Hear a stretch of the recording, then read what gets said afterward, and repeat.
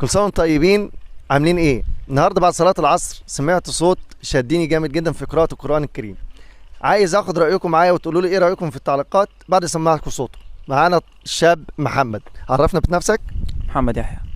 اتفضل سمعنا. ولقد خلقنا الإنسان ونعلم ما توسوس به نفسه ونحن أقرب إليه من حبل الوريد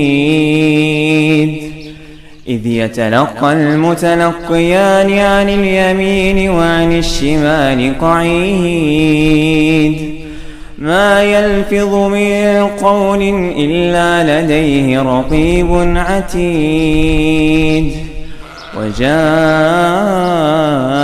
سكرة الموت بالحق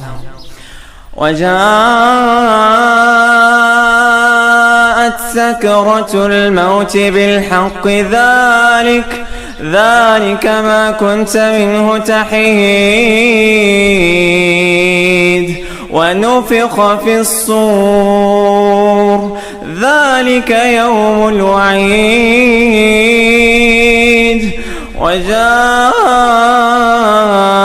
كل نفس معها سائق